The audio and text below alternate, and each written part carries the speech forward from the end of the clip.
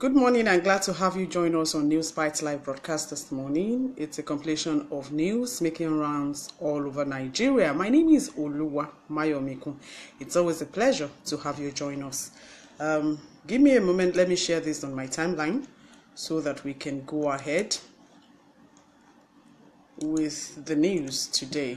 It's a pleasure to have you join us. You can also share this on your timeline so that others can join in and build this community of those people who would prefer to be informed so that they can make informed decisions.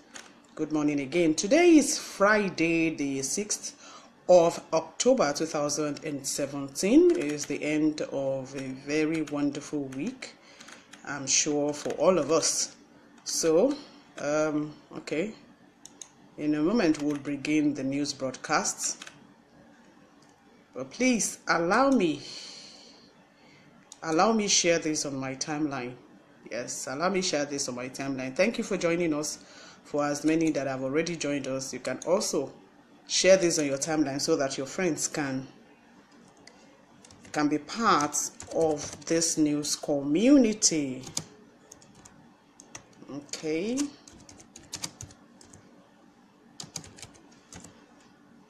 All right, I'm sharing on my timeline. Okay. All right, so I think I've shared. So let's go ahead with the news today. President Muhammadu Buhari has presented Aisha Ahmad to the Senate for confirmation as Deputy Governor of the Central Bank of Nigeria. The President's Special Advisor on Media and Publicity, Femi Adesina, announced this in a statement on Thursday in Abuja. Ahmad is to replace the former deputy governor who retired early this year. The nomination of Ahmad is in accordance with the provisions of Section A, subsection 1 and 2 of the Central Bank of Nigeria Establishment Act 2007. In the same vein, the president has written to the Senate seeking the confirmation of appointment of members of the Monetary Policy Committee of the CBN. The nominees are Professor Adeola Adenikiju, Dr. Aliyu Sanusi, Dr. Robert Asogwa, and Dr. Asheik Maidugo. The new members will replace 4 others whose tenure will expire at the end of the year and are to resume duty in January 2018 after Senate's clearance. President Muhammadu Buhari is to hold a crucial meeting with the Minister of State for Petroleum Resources, Dr. Ibe Kachuku, at the Presidential Villa, Abuja today. The name is Ibe Kachuku, not Kachuku, all right? So he is to meet with Dr. Ibe Kachuku at the Presidential Villa, Abuja today. This is the first one-on-one meeting Buhari will be having with the minister since a letter Kachuku wrote to the president on the conduct of the group managing director of the Nigerian National Petroleum Corporation, Dr. Maikanti Baru, was made public. It will also be the first time the minister will be meeting with the president, who is the substantive Minister of Petroleum Resources since Buhari returned from his medical trip on August 19th. Meanwhile, the People's Democratic Party has called on Buhari to suspend Baru immediately for the alleged $25 billion contract award in the corporation, which Kachuku alleged did not have the input of the NNPC board. It also demanded that Baru be handed over to the Economic and Financial Crimes Commission for investigation and prosecution. The National Publicity Secretary of the PDP, Dayo Adeyeye, stated this at a press conference at the party's National Secretariat in Abuja yesterday. The PDP says it is absurd that Buhari has refused to speak on the issue since the minister raised the matter in a memo to him on August 30. But the APC dismissed allegations by the opposition PDP that the $25 billion contract awarded by NNPC are to raise funds for the APC to prosecute Buhari's second-term ambition in the 2019 general elections. National Publicity Secretary of the APC, Bolaji Abdullahi, however, says the opposition party is making wild and unsubstantiated allegations. But a human rights advocacy group, Socio-Economic Rights and Accountability Project, SERAP, is demanding the immediate suspension of Baru for alleged abuse of office. The group, in an open letter to Buhari on Thursday, demands that Barrow be immediately suspended and referred to anti-corruption agencies for probe and possible prosecution.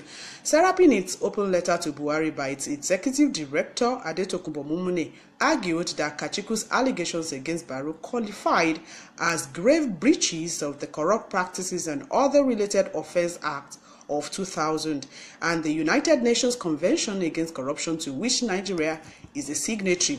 The senator representing Kaduna Central, Shehu Sani, has also advised President Muhammadu Buhari to remove himself as the Minister of Petroleum Resources and appoint a successor that can be accountable for the nation's oil industry. Sani, in a statement on Thursday, opined that Buhari has limited time to oversee the oil industry and insists that appointing a credible minister will douse the tension in the oil industry. Federal government on Thursday completed the process required for the funding of the reconstruction and rehabilitation of 25 major economic routes in the 6 geopolitical zones of the country using the 100 billion naira sovereign sukuk. According to the government, each geopolitical zone is to get an equal amount of 16.67 billion naira for the rehabilitation of selected roads. The Minister of Power, Works and Housing and Finance, Babatunde Fashola, and Kemi Adeosun, as well as the Director General, DMO, Patience Oniha, met with heads of about 10 construction companies in Abuja yesterday, where Adeosun presented the 100 billion naira check to Fashola for the project. Last month, if you recall, the federal government commenced the sale of 100 billion naira sovereign sukuk in the local market to fund road infrastructure. The Debt Management Office had announced that the 7-year Islamic bond, which was structured as a lease, will yield 16.47% rental rate payable semi-annually. The finance minister disclosed that the sukuk was oversubscribed as over 105 billion naira was realized, adding that 100 billion naira was pulled out for the purpose of the road constructions. The government outlined the number of roads to be rehabilitated in each of the zones to include 5 each in the North Central and South-South, 4 each in the Northeast, Northwest and Southeast, and 3 in the Southwest. Arab Contractor Nigeria Limited, CGC Nigeria, CCECC Nigeria Limited, Salini Nigeria Limited, Reynolds Construction Company Nigeria Limited, and Cetraco Limited are some of the beneficiary contractors. Others are Dantata and Sawe Construction Company Limited, Exiogulari Nigeria Limited, Mother Cat Limited, and Gito Costrina Generali Limited. Fashola said when the rehabilitation work on the selected roads will be completed, the facilities will significantly improve road transportation and economic activities across the country as they are of vital economic importance to Nigeria. Federal government is making arrangements to shut down the operations of the National Economic Reconstruction Fund, that's NAFUND, at the end of October due to huge non-performing loans of about 17.5 billion naira. A competent source revealed that a committee has already been forced to ensure smooth liquidation of the company, and the committee expected to come up with recommendations concerning the welfare of NAFUND workers and also what to do with office equipment. The committee is also expected to recommend an agency that will handle the numerous pending court cases initiated by NAFUND to repatriate billions of naira it had earlier loaned out. The recommendations are to be submitted to the Minister of Finance yesterday. They were to be submitted yesterday. Now, according to the source, about 1,143 projects in the SME sector was financed with the NAFUND loans between 2010 and 2013, although NAFUND currently has problems recovering the loans, which is about 17.5 billion naira, 80% of which was borrowed by just a few people. He said the ratio of non-performing loans is high because many of the loans were not collateralized. Another source hints that all workers of the organization have been officially informed about the wind-up.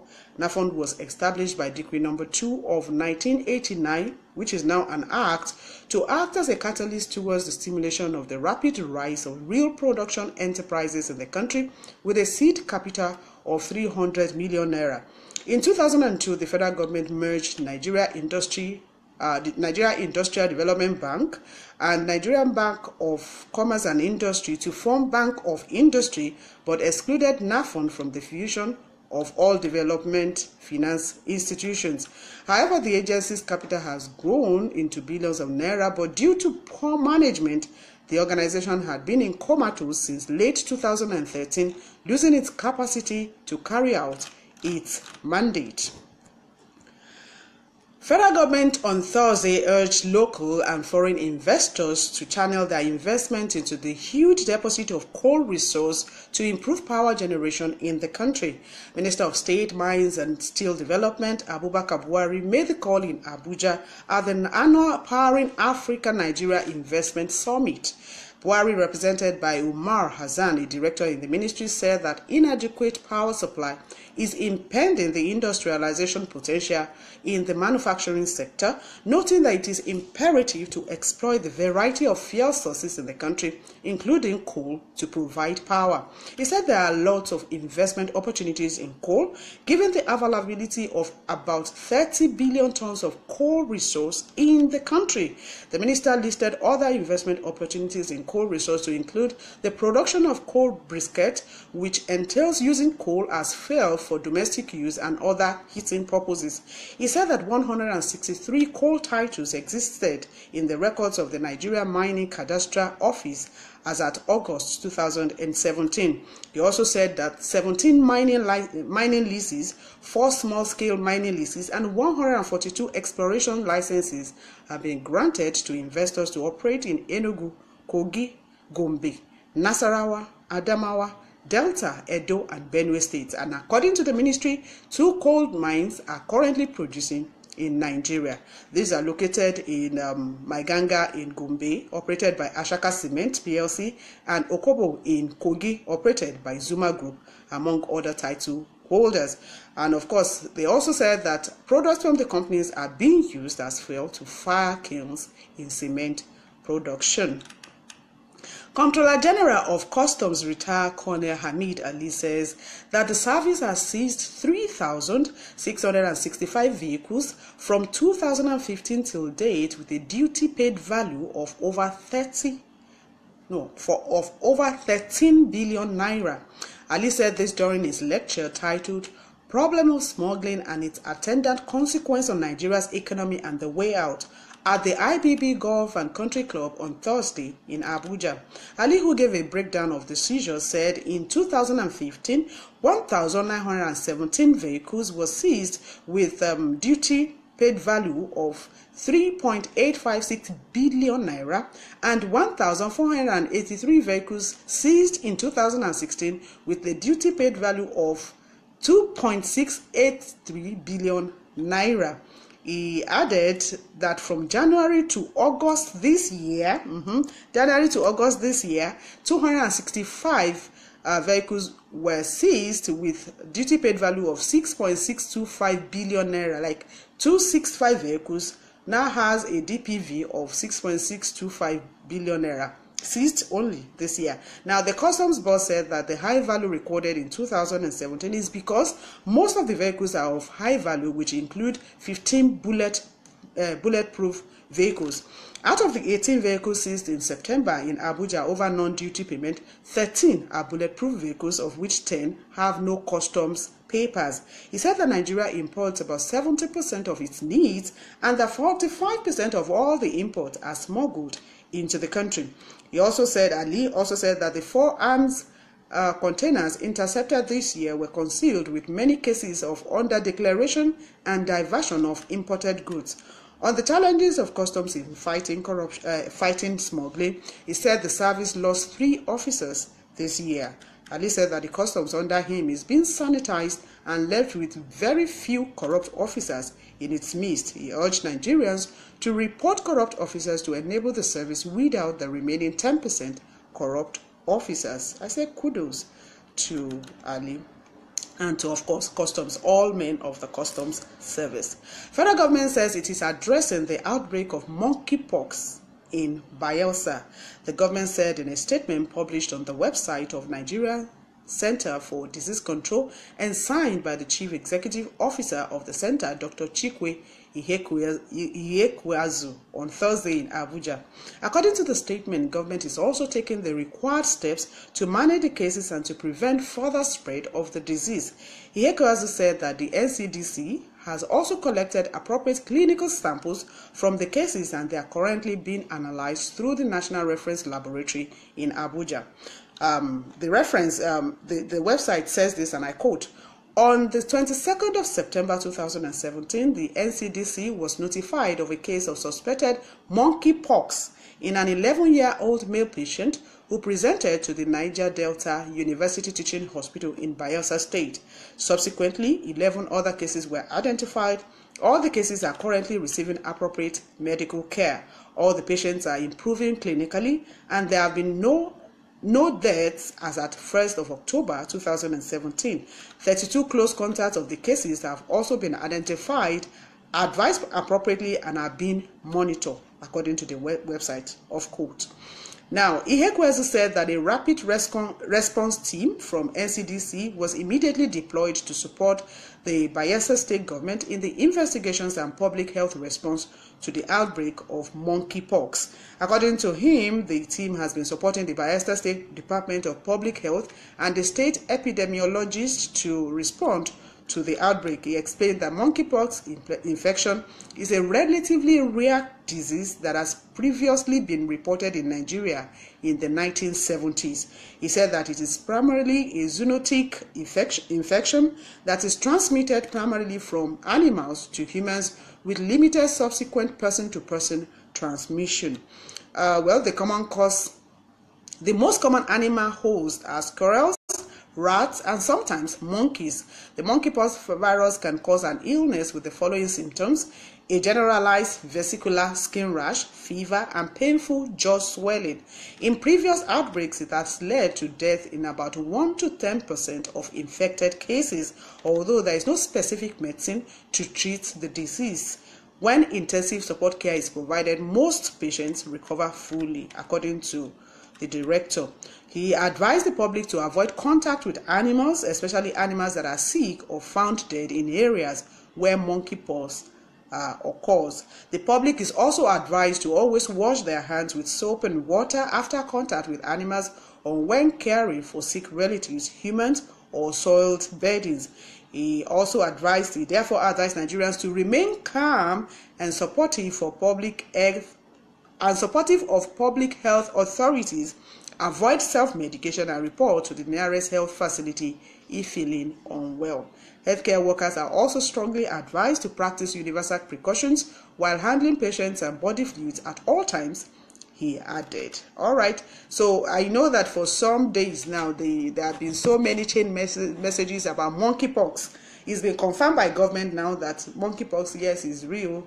An 11-year-old boy presented the symptoms in Bayelsa some days ago, I think about a week ago, and of course he's been taking care of. All other cases that anyone that has had contact with the boy are also under observation. So just note that, but it is in Bayelsa State, so let's stop panicking. But if anyone has traveled to Bayelsa and is back and all that, just make sure that you watch for symptoms, and if any symptoms present itself, please do not self-medicate. Just report to the nearest medical center. All right, let's continue with our news. President of the Senate, Dr. Bukola Saraki, on Thursday saved the request by the executive for environment of 135 billion naira from the 2017 budget to execute certain priority projects from being thrown out. When the request for environment came up for consideration at plenary, many of the senators kicked against it and described the request as unconstitutional.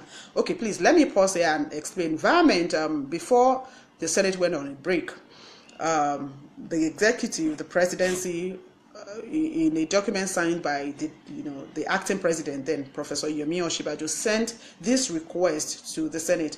Environment simply is, okay, we have sets of projects to be done, but you know what, let me remove some money from this project, use it to execute this other project. That's it. So they sent that request to the Senate. Now, the Senate has been considering it, so let's read on. I hope we understand that. The Senate, of course, the lawmakers kicked against it, and they were like, no, this is unconstitutional. You were to spend naira on projects A, B, C, and D. Go and spend it. Don't remove from A because you think, okay, you are not using that money now, or that project is not important now. Don't remove it, just stick with it, you know. So I think I've been able to explain a little. Let's go on. So the president of the Senate pleaded with his colleagues and eventually succeeded in getting the request to be referred to the Committee on Appropriation. Although Saraki acknowledged some of the arguments of his colleagues,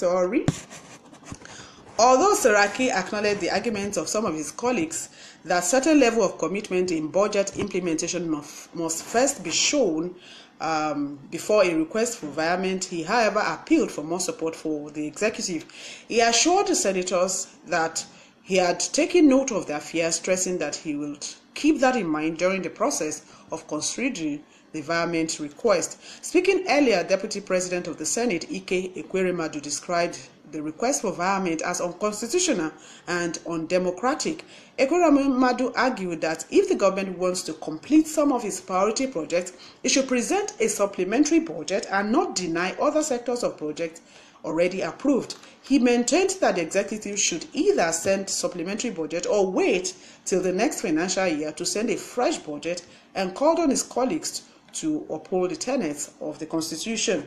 Chairman of the Appropriation Committee, Danjuma Goje, also frowned at the seeming selective implementation of projects by the federal government. He urged the Senate to ensure that the government does not continue the trend of implementing selected priority projects and deviating from the approved budget. The Senate received the request for virement on July 18, shortly before it went on recess. The letter, which was signed by the acting president, Yemi Osinbajo, requested for virement of 135 billion naira to fund certain priority projects of the executive. Senate yesterday passed a resolution urging the federal government to name the Federal University Dutse Jigawa State after the late former Kaduna State military governor, Mukhtar Muhammad. Mukhtar, who was the chairman of Freedom Radio, died in a London hospital on Sunday and was buried on Wednesday. The resolution was sequel to a motion sponsored by Senator Mohammed Sabo from Jigawa and seconded by Senator Abubakar Gumel. Sabo extolled the virtues of the deceased, describing him as a principled person who left the military voluntarily. Seconding the motion, Gumel said despite the fact that the deceased was a military officer, he was a gentleman to the core.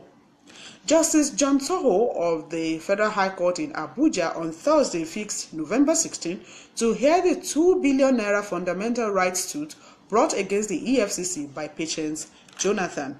The wife of the former President Goodluck Jonathan had filed the suit in June to challenge her alleged incessant harassment by the Anti-Graft Commission.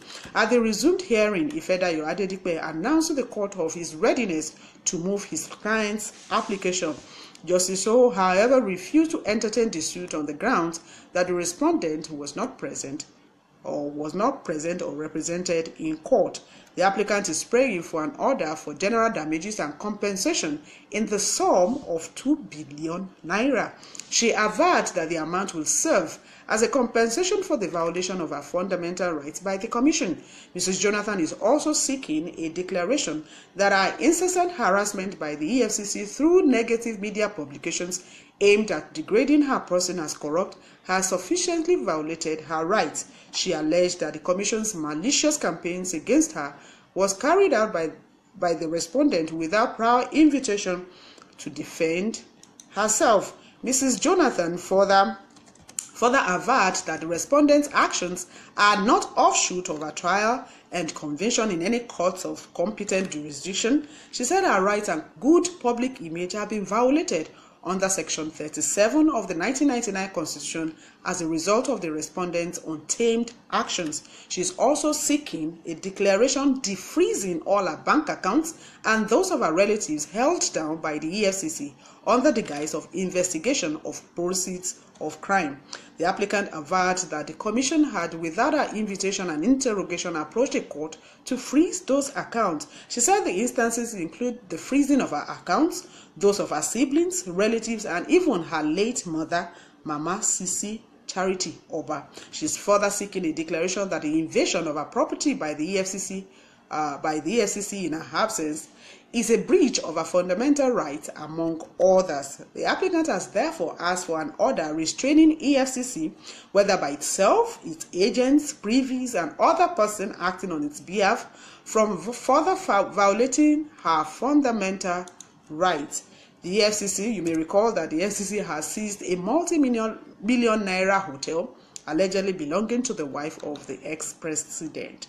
The anti-graft agency also seized 3 other properties in Abuja, allegedly owned by the applicant. Well, you may also remember that Mrs. Jonathan came under EFCC's satellite in May last year when the commission arrested a former special advisor to the president on domestic affairs, that's Wari Pamoy Dudafa. Mrs. Jonathan had laid claim to about $50 million found in bank accounts allegedly belonging to Dudafa's domestic servant. She had swiftly sued Skybank PLC and the EFCC on that account. Well, EFCC then went ahead to freeze the Mrs. Jonathan's personal account with a balance of $5 million. We'll see how that one goes. Now, one John Okeke, who stood surety for a former chief of Air Staff, Air Marshal Adeshola Amosu, retired, who is being tried for an alleged fraud of 22.8 billion naira, has withdrawn his suretyship for the embattled air chief. Okeke on Thursday appeared before Justice Mohammed Idris at the Federal High Court in Lagos, where Amosu is being tried alongside 10 others, seeking to retrieve the title documents of his landed property, which he had deposited in the court's custody to secure bail for Amosu. The surety, who arrived at the courtroom very early before the judge's arrival, told Justice Idris that he had an urgent need of the document of his landed property, adding that he has been making a demand for the title document since April. Upon the arrival of the judge in the courtroom on Thursday, the surety, who seemed impatient, began to raise his hand to get the judge's attention. Well, the judge later noticed him and signaled to him to be patient. After listening to him, Justice Idris assured him that his documents will be released to him same yesterday. Amosu, who was arraigned by the EFCC on June 29, 2016, was granted 500 million naira bail with 2 sureties in like sum by the court. Since then, Amosu and his co-defendants have been enjoying the bail. Well, upon the withdrawal of Okeke as a surety yesterday, Justice Idris gave Amosu 7 days to find a replacement. The matter, which was slated for continuation of trial on Thursday, was however adjourned till November 7 and 8 due to the absence of the lead prosecuting counsel, Rotimi Oyedepo, who was said to have gone for a matter at the Court of Appeal. Well, yesterday was World Teachers' Day. National Union of Teachers have demanded that the retirement of teachers of primary and secondary schools in the country, the retirement age should be raised from 60 to 65 years. Michael Olukoya, the national president of NUT, made the call at the 2017 World Teachers' Day celebration in Abuja yesterday. Olukoya said that the retirement age for tutors in the colleges of education, polytechnics, and universities was extended to 65 and 70 respectively, and doing the same with primary and secondary schools will remove the segregation since they all belong to the same teaching industry. The NUT president also called on the federal government to look into the plight of primary and secondary school teachers across the country, arising from the non-payment of their salaries and allowances for several months. He said that as at the end of September, primary and secondary school tutors are owed between 2 and 11 months' salaries in 17 states in the country, while calling on state and local governments to effect payment of the backlogs of salaries and other entitlements owed teachers without further delay. On the issue of grade level of graduate teachers, Olukoya says that the graduate teachers in primary and secondary schools are meant to terminate on grade level 14 and 16 respectively in some states of the Federation. He said that this is an act of discrimination which is unacceptable, while calling for justice, equity, and fair play. He called on relevant authorities to extend the terminal grade level of graduate teachers of both secondary and primary school to grade level 17 as obtainable with other graduates of public servants.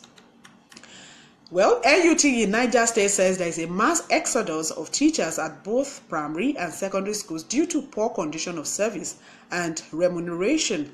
Malam Ibrahim Umaru, the union's chairman in Niger State, made this known yesterday. He urged the Ministry of Education and SUBEB to redouble efforts towards releasing and implementing promotion of affected teachers to boost their morale and improve educational system. Umaru also appealed to state government to reintroduce some allowances for teachers in the rural areas to motivate and retain them in service. He said that for qualified, trained, and experienced teachers to be retained in the system, government must come up with policies that will make teachers and the teaching profession more attractive. Meanwhile, Governor David Umahi of Ebonyana has accused civil servants in the state of illegal collection of leave allowances from 2011 to 2015. He also said that he will report the issue to the Nigeria Labour Congress, the national leadership of the Nigeria Labour Congress, if the organized labor in the state fails to acknowledge the development and seek an amicable resolution to the issue. Umahi leveled the accusation against the state workforce yesterday in Abakaliki during an interactive session with the representatives of labor union. According to the governor, continued payment of leave allowance to workers in the state is illegal since it has been covered in the consolidated salary structure with the receive. Leonard Nka, the state NSC chairman, thanked the governor for his concern for the workers and pleaded that all issues of disagreement between labor and government will be settled amicably. Meanwhile, also still on teachers' matters, Governor Atiku Bagudu of Kebbi on Thursday expressed concern over rising cases of drug addiction among teachers in the state and urged the Nigerian Union of Teachers to help address the menace. The governor said in an address to mark the World Teachers' Day in Burning Kebbi that the government is also disturbed by the scale of absenteeism among teachers. He said the state education sector must be made better for it to produce young people who will compete with others from across the country. Bagudu therefore urged the teachers to take urgent measures to check their members involved in drugs and those absenting themselves from work. Well, the World Teachers' Day is set aside by UNESCO to honor and celebrate teachers for their immense contributions to humanity and national development. So we all pass through one teacher or another. I'm sure we pass through primary, secondary, and all that. So kudos to all teachers. This is our way of saying thank you to you. Benue State government yesterday said that the current warning strike by the Nigerian Medical Association in the state is totally illegal, uncalled for, and unbecoming of professional conduct. The State Commissioner for Health and Human Services, Dr. Cecilia Ojabo, said while addressing a news conference in Makurdi that the NMA did not exhaust all avenues before declaring the strike, contrary to the information it dished out to the public. She also explained that the allegation by the NMA that the state had only 50 doctors to cater for over 6 million citizens in all of its 23 general hospitals is untrue, as there are altogether 91 doctors. The health commissioner queried the rationale behind the association's strike on issues involving its affiliates without the affiliates declaring its dispute, arguing that the affiliates of NMA, such as Medical and Dental Consultants Association of Nigeria and Association of Resident Doctors, are in the best position to negotiate disputes if there are any in the normal tradition of the profession. Kogi House of Assembly on Thursday approved for the... Okay. That's a very funny one. All right. Sorry, we're almost back. Okay, hold on. All right. Okay, I didn't make it in very well. Okay. We are back. Kogi House of Assembly on Thursday approved for the state government to secure 4.017 billion naira loan for the establishment of a 50-ton rice mill at Omida, Yagba. The approval is sequel to the adoption of a letter from the executive seeking a resolution of the House in respect of irrevocable standing payment order. The letter, signed by Governor Yahaya Bello, was read by the Speaker of the House, Matthew Kolawole, at the plenary. According to Bello, the loan is necessitated by the paucity of funds and government's resolve to involve private organizations in the development of the state. Kolawole adopted the motion as a speaker following an overwhelming support by the House. The Independent National Electoral Commission (INEC) has fixed July 14, 2018 and September 22, 2018 for governorship elections in Ekiti and Osun states, respectively. INEC National Commissioner and Chairman, Voter Education and Publicity, Prince Solomon Shoyebi, disclosed this while reading the timetables and schedule of activities for the elections on Thursday in Abuja. Shoyebi said that the tenure of Ekiti incumbent governor will end on October 15 next year, while that of Osun will end in November 28. According to timetables and schedules of activities signed by the Secretary to the Commission, Augusta Ugaku, and read by Shoyebi, the notice for Ekiti election will be released by INEC on April 4, 2018. The Commission also fixed April 15 next year for the commencement of campaign by political parties and April 16 for collection of forms.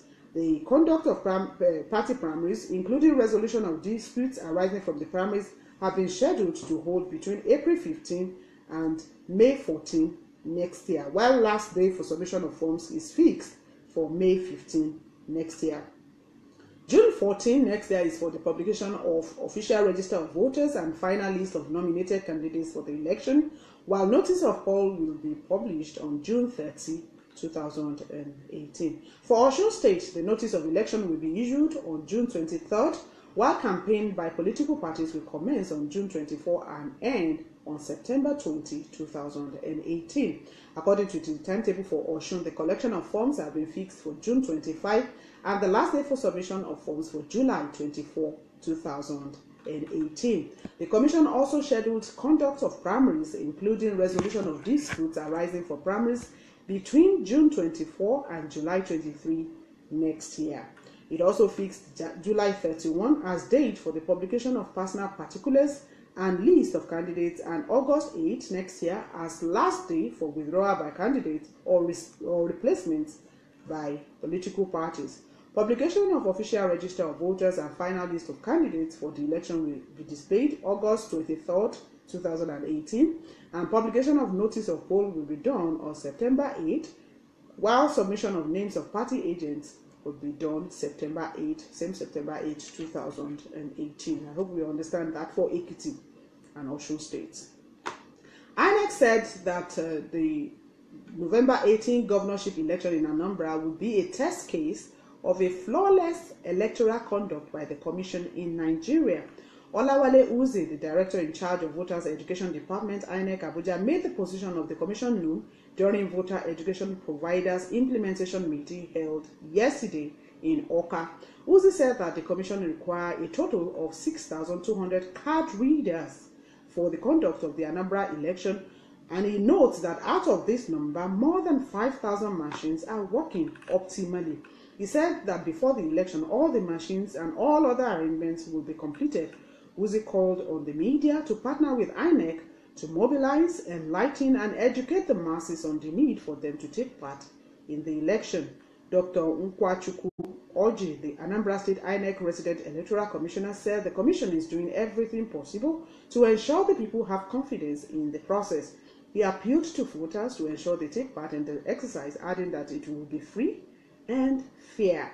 Ebenezer Olawale, the state coordinator of National Youth Service Corps, that's NYC, commends the effort of INEC in carrying out enlightenment campaigns and hints that the NYC will provide media support to INEC by allowing willing corps members to serve as ad hoc staff during the election. Okay, it's a countdown. We look forward to that in Anambra, November 18. Yeah.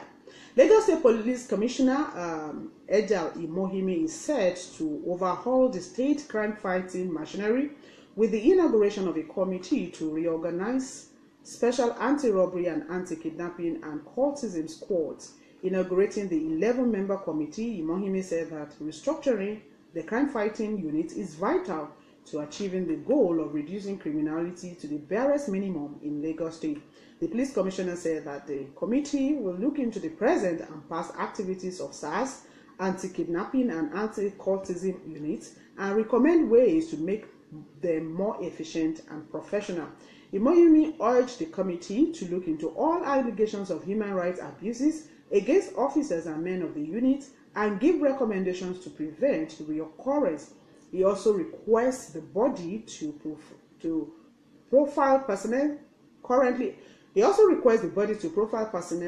posted to the unit and determine their suitability to continue in the unit.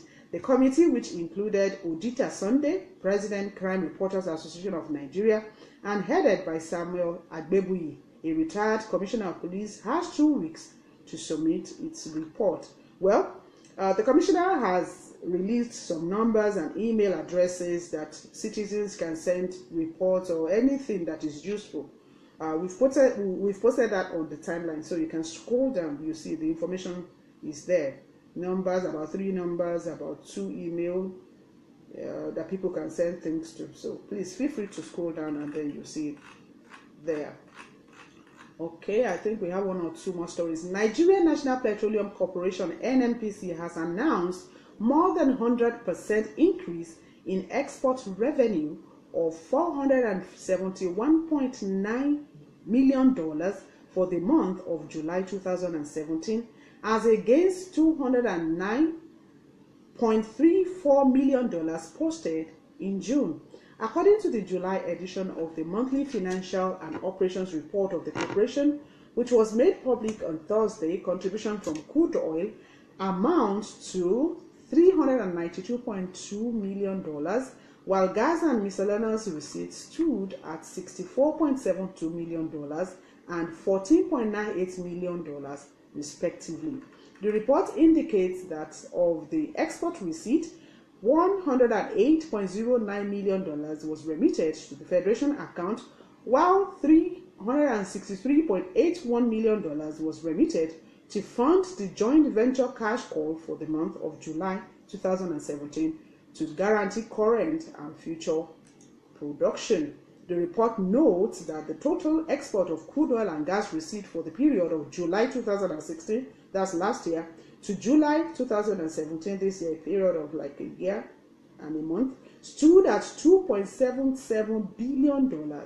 Out of that, the sum of $2.31 billion was transferred to joint venture cash call in line with the budget, and the balance of $0.46 billion was paid to Federation accounts. The NNPC observes that the low receipt was due to the twin effects of production disruption in Niger Delta and low crude oil prices during the period. That's good. We're in money. Let's hope we spend it well. Meanwhile, National Bureau of Statistics says Nigeria realized more than 118 trillion naira from a total of 32.7 billion barrels of crude oil refined from 1961. The NBS report, which has additional data from the NNPC, collated its statistics from 1961 till 2014.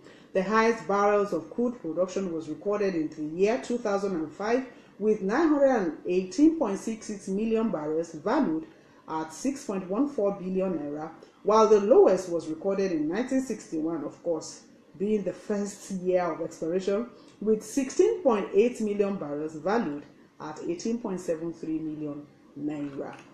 Okay, and lastly, Central Bank of Nigeria and deposit money banks will soon commence sanctioning of exporters who did not repatriate the foreign exchange they earned from their sales, having benefited from line of credit for small businesses that focus on exports.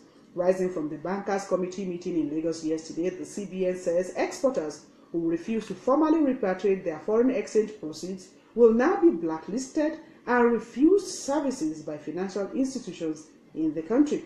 Where an exporter fails to repatriate the proceeds into the domiciliary account within the stipulated period, the exporter will be barred from participating in all the segments of foreign exchange market in Nigeria.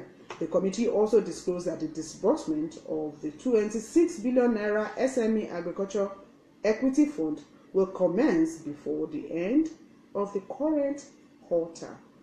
That's the much we have for you today, but I can tell you it's robust and rich, power-packed. Thank you so much for your time and for enjoying this time out with us. Join us. Tomorrow is Saturday. Join us Saturday, join us tomorrow Saturday as we compile this. But check this timeline for news that we would love to post there in the course of the day. Breaking news that we would post there in the course of the day. Share this post also so that many can enjoy it. Thank you for your time. My name is Oluwa Mayomikun. Enjoy your Friday, TGIF. Please do everything in moderation. Yes, go out, celebrate, but do everything in moderation. We'll try and sort this issue of portrait and this thing. It's Facebook that's causing it, but it won't stop us anyway. Enjoy the rest of your Friday, and as we look forward to the weekend. Bye for now. Enjoy your day.